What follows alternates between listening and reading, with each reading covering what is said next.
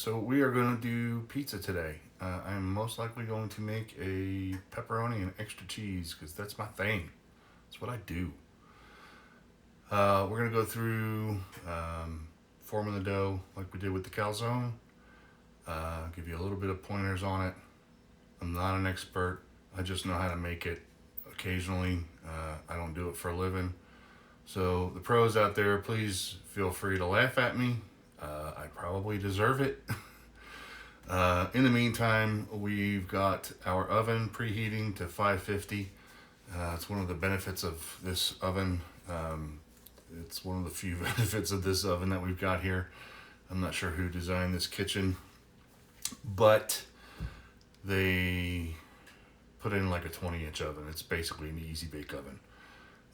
But it gets hot, so it's great for pizza, and it's nice and small to keep the heat close to the pie. But anyway, I digress. We've got it preheating, and we've got our dough on our counter warming up. I had it in the freezer for a few weeks and just pulled it out to put it in the fridge to defrost, and pulled it out this morning, put it on the counter, and let it warm up and come up to room temperature. So we're getting ready, and as soon as the oven is completely preheated, we will start the next video and get ready to go put the pizza in the oven. So we are now at the counter and we're ready to start forming the dough. I've had it underneath some plastic wrap for a while. As you can see, it's kind of flattened out a little bit. It was quite a bit of a ball at one point in time. Make sure you can get a good vantage point on it. See, what I'm doing is just draping it over my fingers a little bit. Not too much. You don't want too much weight hanging off of it, because then it can tear easily.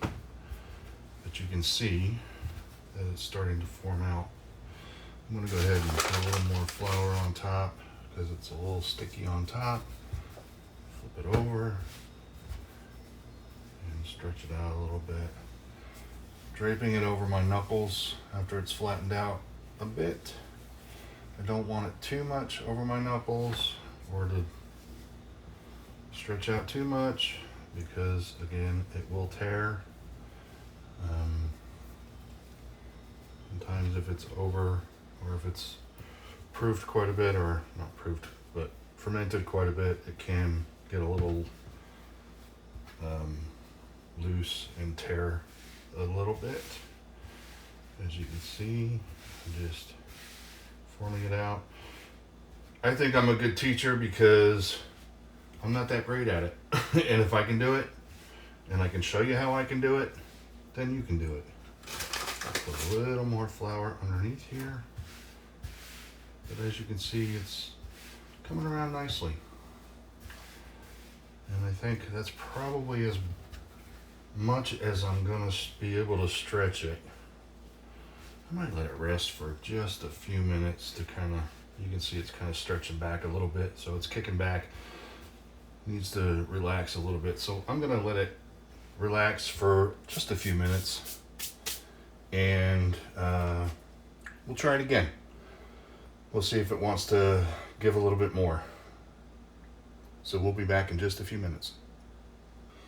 Okay, so I'm back. Let it sit for just a few minutes, and it's stretching a little bit more. I don't think I got much more stretch in this pie at this point, so I'm gonna go ahead and throw it onto the peel, and then we're gonna dress the pizza. Again, if I can do it, you can do it. So I just try to round it out as much as I possibly can. Doesn't have to be perfect. Like I told you on the calzone video, this little ring on my peel is as big as I can make a pizza to fit on my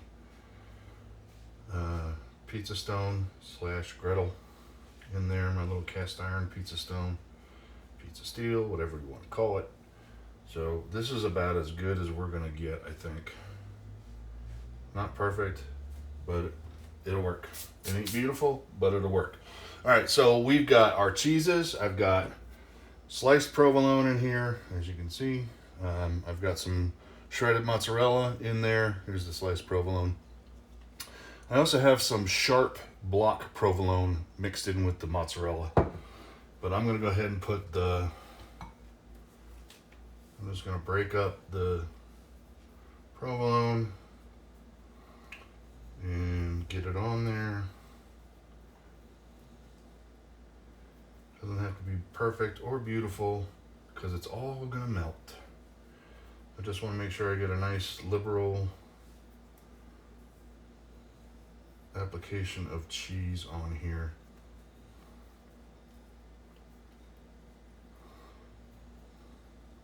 So I'm going to put the sauce on top of the provolone and then put the rest of the cheese on top of the sauce.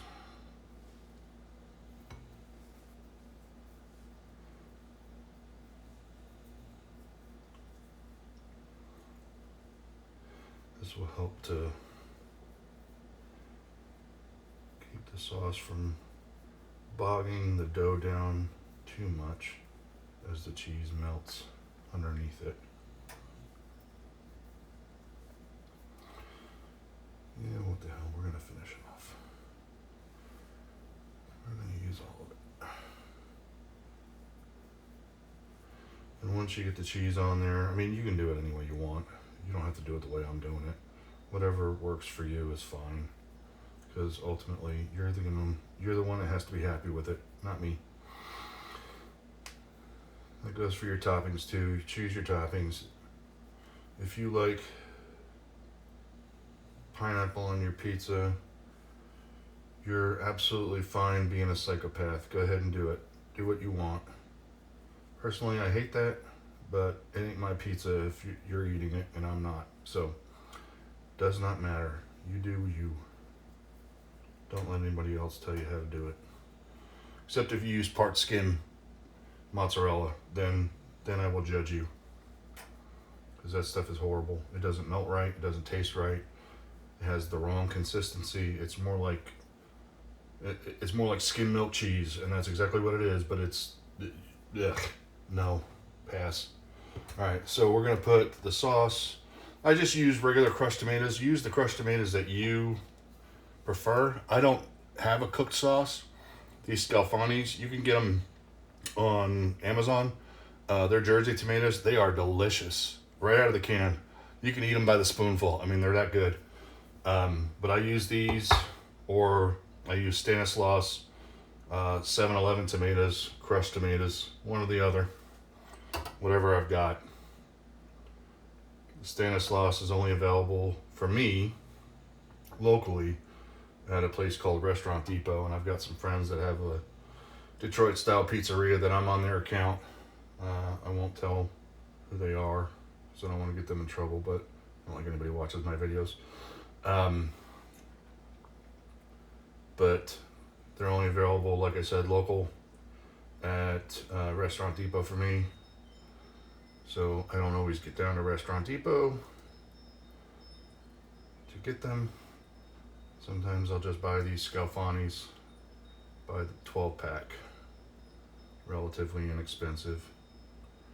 But these are some of the really good tomatoes that you can get. If you've got your own preference, you've got a brand that you really like, keep using those. But I don't use cooked sauce on pizza. It's going to cook on the pizza. So if you put cooked sauce on the pizza, it's double cooked at that point, and it's too sweet for me. I like sweet tomatoes. I don't like it when they're overly sweet on pizza. I like it when they're overly sweet in pasta sauce, but not when they're overly sweet on pizza. All right, so I've got some oregano here, dried oregano and a little dried basil. And throw some of that on the sauce. Don't want too much, but you don't want too little. A little garlic powder. Gentle, gentle, gentle. Just barely on there. Some black pepper. Barely on there. And some, I like coarse sea salt. Just sprinkle it a little bit. I like to salt my sauce. You do you. If that's too much for you, don't worry about it. Like I said, you do you. All right, I'm spreading the cheese on here. Sorry if I was in the way of the camera. I'm still new at this, so you have to please forgive me. I don't know the angles perfectly yet, but like I said, I'm new, so just bear with me. Okay.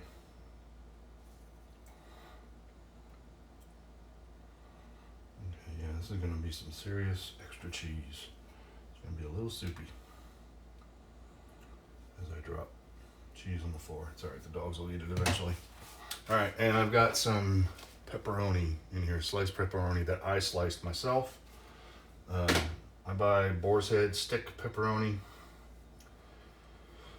It's one of the better ones I can get on a regular basis at my grocery store. You can't really go wrong with Boar's Head, just about anything. They're not perfect, but they're definitely good.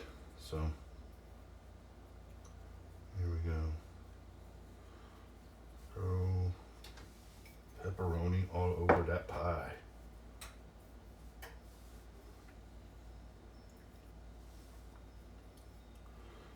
Alright. Try to stuff on here as much as I can. Okay, well that's for me. Scooby snack. Alright, so we are ready to get in the oven, and I will see you over there. Okay, so we are back at the oven. I don't know if you can see it or not, but I put some extra virgin olive oil, just a little drizzle over top of it. Just like the way it adds a little extra flavor to it. Throw the cheese back in there. So before you put it in the pan or in the oven, you want to give it a little bit of shake. Hopefully I won't shake it off completely, just to make sure it's loose. And this has been preheating for well over an hour, probably close to an hour and a half to 2. So I'm just gonna go ahead and throw it in the oven, get it as close to the edge as possible.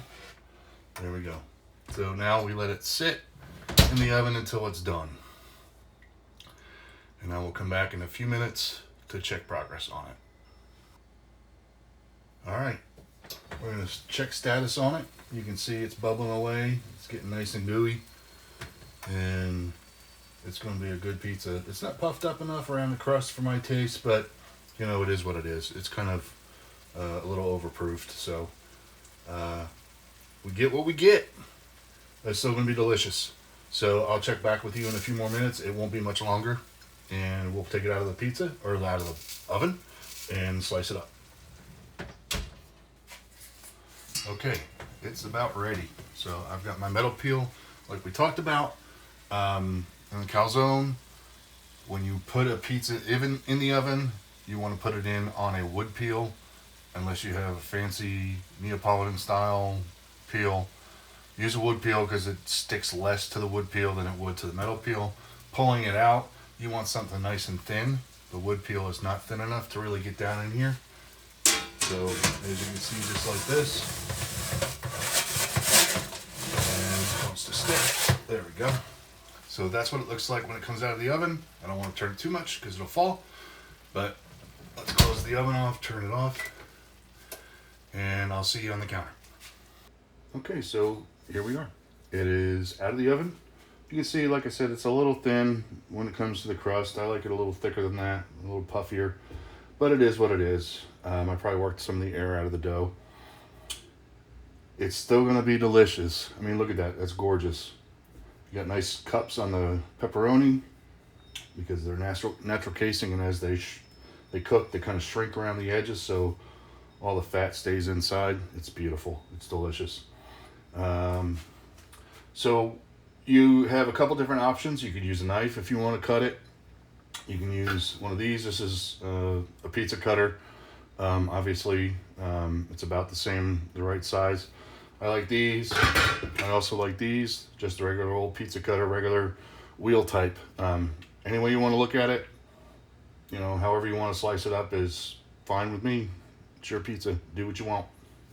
So I'm just gonna go ahead and take the round one and turn it and cut it again and cut it again and cut it again into 8 slices. So that's pizza in a nutshell. Let's see, it's really, really juicy, which is what you want from a New York style pie. The dough is not quite cooked inside as much as I wanted it to be. It's a little wet, but it'll still be delicious. So that is New York pizza, or New York style pizza. Again, this isn't perfect, but it'll get you there, and it's a 10 times better or 100 times better than the pizza chains out there. So hope you enjoyed it. If you have any questions, comments, let me know. Have a good one.